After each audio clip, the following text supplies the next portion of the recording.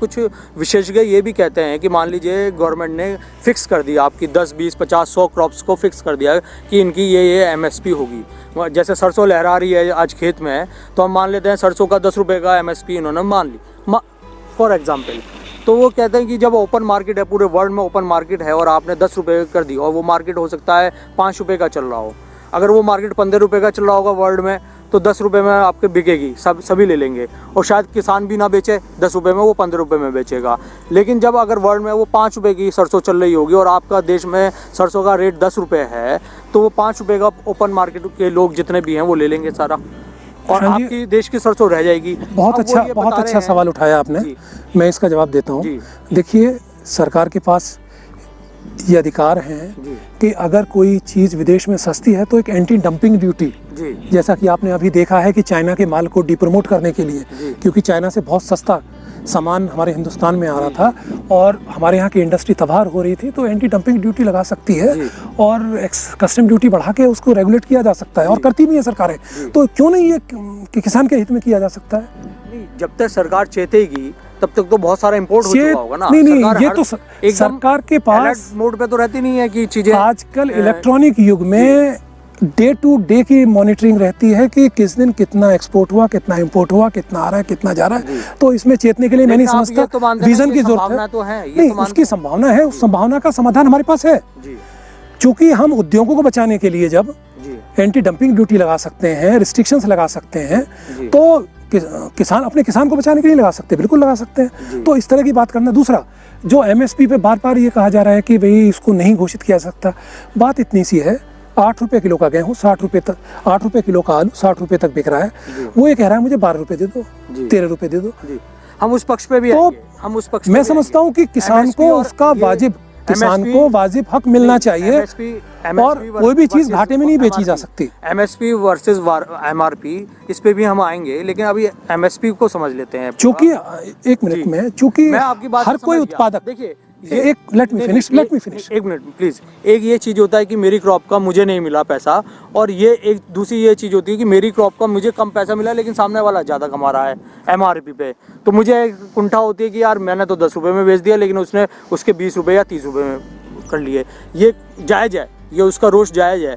तो ये इस पर हम बाद में बात करेंगे, आपकी जायज़ बात है, लेकिन इसको हम यहाँ समझ लेते हैं कि उससे तो आप सहमत है ना कि अगर इंटरनेशनल मार्केट में कम हो तो उसका आपने जवाब दे दिया कि इसको आई रखनी पड़ेगी, किया जा सकता है, इसको रेगुलेट किया जा सकता है, रेगुलेट करना पड़ेगा, इसको एक बॉडी बनानी पड़ेगी जो इंटरनेशनल मार्केट को। तो ये चलता है इस तरह से। अच्छा, MRP पे जो आप बात कर रहे हैं, ठीक है, उसने 10 रुपये की चीज़ उस पर भेज दी है, तो आप ये कहिए ना कि MRP को रेगुलेट करें। आप ये क्यों कह रहे हैं कि उसमें किसान को फ़ायदा मिले? हम तो ये नहीं चाह रहे ना कि 10 रुपये की चीज़ 60 रुपये में बिके, हम तो चाह रहे हैं कि 10 रुपये की 12 में बिके। नहीं, वो तो बिकेगी, 10 रुपये की चीज़ 60 में बिकेगी। वो इस वजह से बिकेगी चूँकि अभी ये जो तीसरा कानून है, एसेंशियल कमोडिटी एक्ट के अंदर, अभी तक क्या होता था, अगर किसी चीज़ के, सपोज गेहूँ है, चावल है, किसी चीज़ के दाम बढ़ते थे तो सरकारों के पास ये पावर होता था कि वो जहाँ जमाखोरी है उस जमाखोरी पे कार्रवाई करके और ट्रेडर्स से वो माल बाजार के अंदर लाते थे, जिससे कि वो जो एक आर्टिफिशियल जो कमी पैदा की गई थी, जिसकी वजह से डिमांड एंड सप्लाई का नियम चलता है, पैदा हुई थी, वो माल आ जाने से फिर वो रेगुलेट हो जाते थे। लेकिन अब सबसे बड़ा जो खतरा दिखाई दे रहा है वो इसी बात का दिखाई दे रहा है, चूँकि अब जो ये एसेंशियल कमोडिटी एक्ट में जो अमेंडमेंट है उसमें ये भंडारण की जो सीमा थी उसको अनकंट्रोल कर दिया गया है, खोल दिया गया है, कोई लिमिट नहीं है कि कौन कितना रखेगा। उसके साथ साथ इस पे कब चेक एंड बैलेंस लगा सकती है सरकार, उसमें बड़ा क्लियर प्रोविज़न है एक्ट के अंदर कि जब तक किसी एग्रीकल्चर प्रोडक्ट की कीमत पिछले 12 महीने के एवरेज रेट जो रहा है उससे 100% नहीं बढ़ जाती। कि सपोज हम अगर आलू की बात लें, 8 रुपये से 60 रुपये के बीच में अगर वो 30-40 रुपये के आसपास रहा, जब तक वो 80 रुपये नहीं हो जाएगा तब तक अब सरकारों के, स्टेट गवर्नमेंट या सेंट्रल गवर्नमेंट, किसी के पास ये पावर नहीं है कि उसको वो रेगुलेट करे या वो भंडारण की सीमा को नियंत्रित करे। 100% से ऊपर जाने पे वो कर सकती है पिछले 12 महीने की।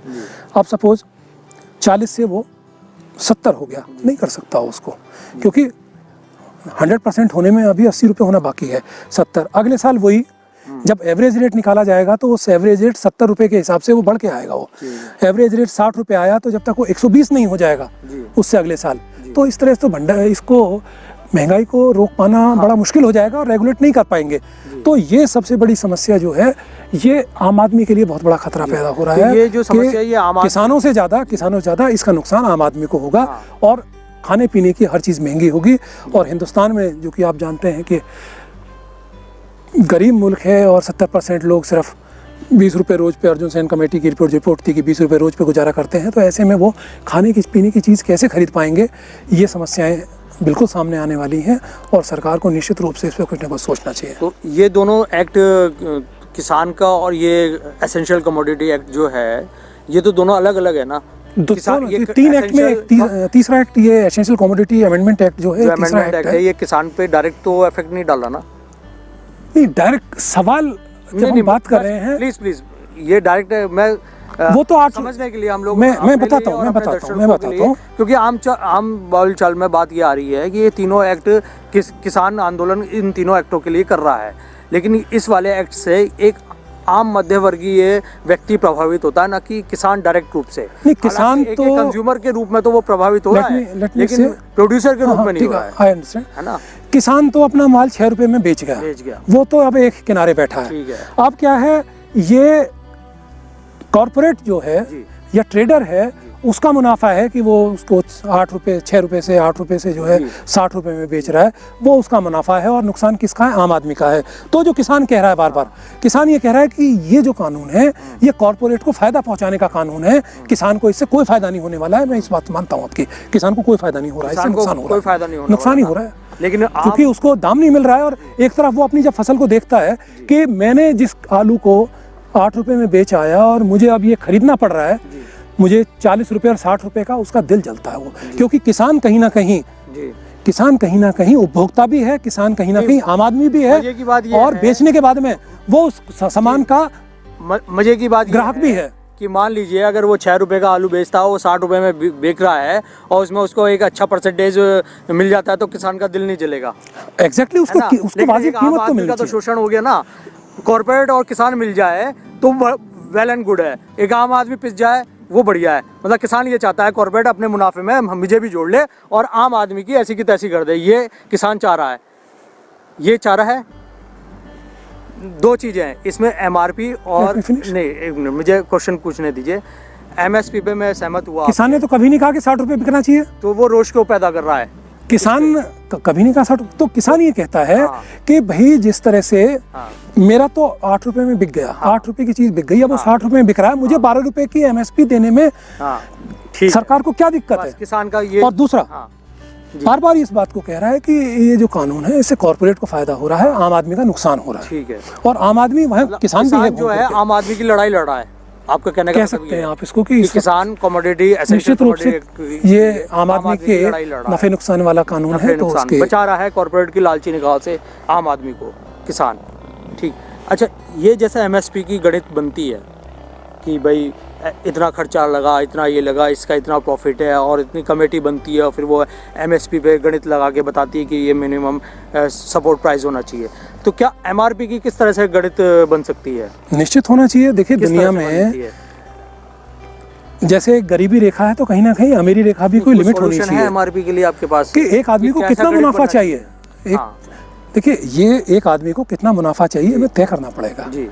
और नहीं तो, और खासकर जो खाद्यान्न की वस्तुएं हैं जो कि आम आदमी जिनसे जुड़ा हुआ है जी, गरीब आदमी जुड़ा हुआ है, तो उनके लिए कम से कम एक एमआरपी की कोई ना कोई लिमिट होनी चाहिए। एज ए सजेशन कुछ आपके दिमाग में उसका तरीका नहीं, उसका तरीका यही है कि अगर जैसे ही बाजार में दाम बढ़े तो सरकार उन दामों को रेगुलेट करने के लिए बाजार में उसके इनपुट्स बढ़ाए। जैसे अभी आपने पिछले साल देखा, प्याज के रेट 80 और 100 रुपये पहुँच गए सरकार ने, विदेशों से प्याज लाके, और जब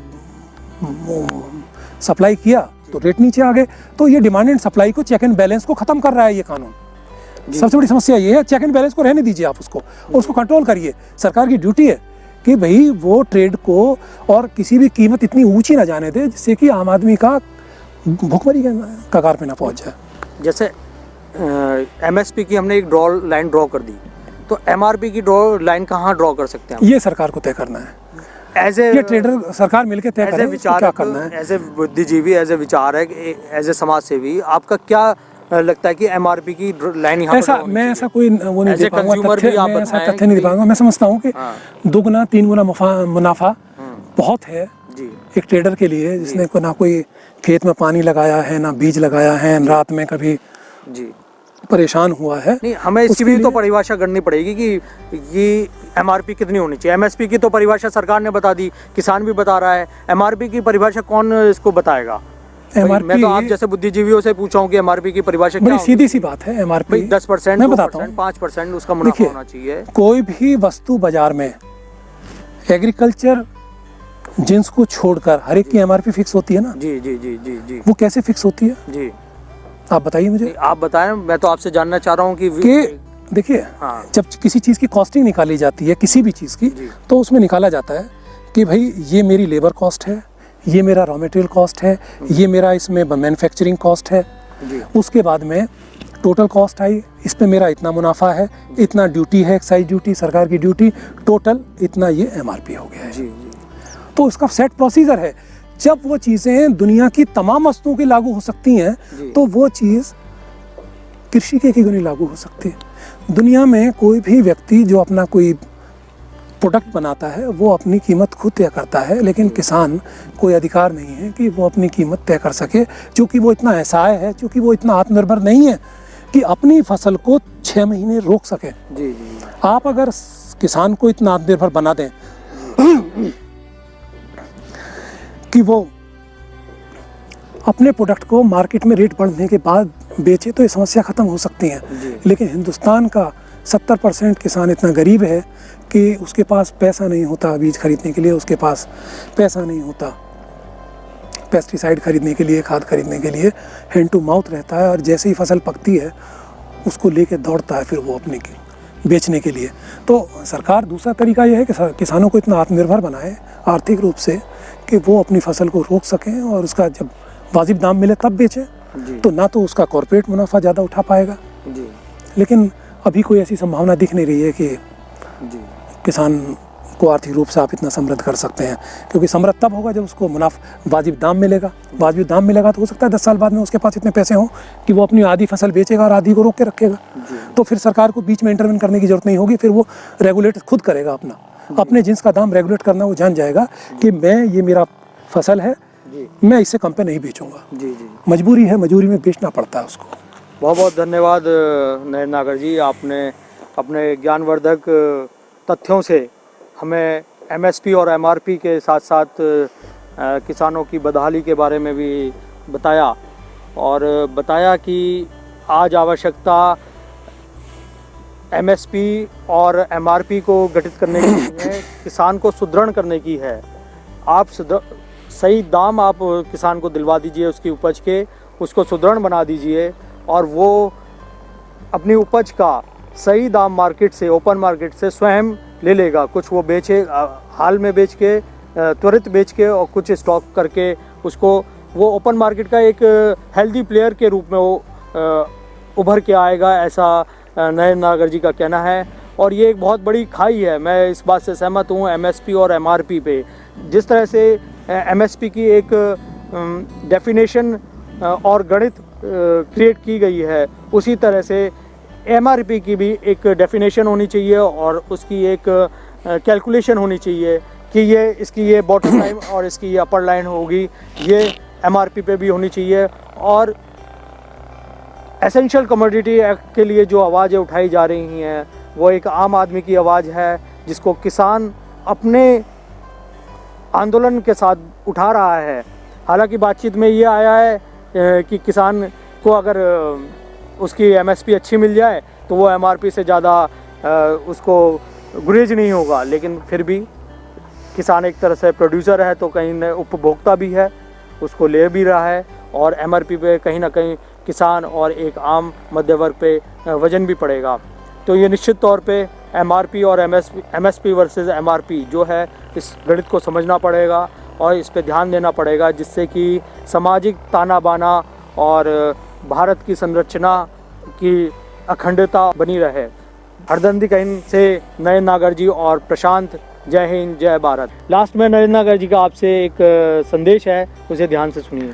नमस्कार साथियों, जैसा कि आपको मालूम है कि हर दिन कहीं समाज में जितनी भी कुरीतियाँ, जितनी भी समस्याएं हैं, उनको बड़ी मुखरता से उठाते हैं और जो भी मौजू हैं उन सब पे अपनी बात बेबाकी से रखते हैं। तो आपसे अनुरोध है कि आप इनके चैनल को सब्सक्राइब करें, लाइक करें और अपने साथियों को कहें कि वो इसको भी लाइक और सब्सक्राइब करें। धन्यवाद साथियों। जय हिंद, जय भारत।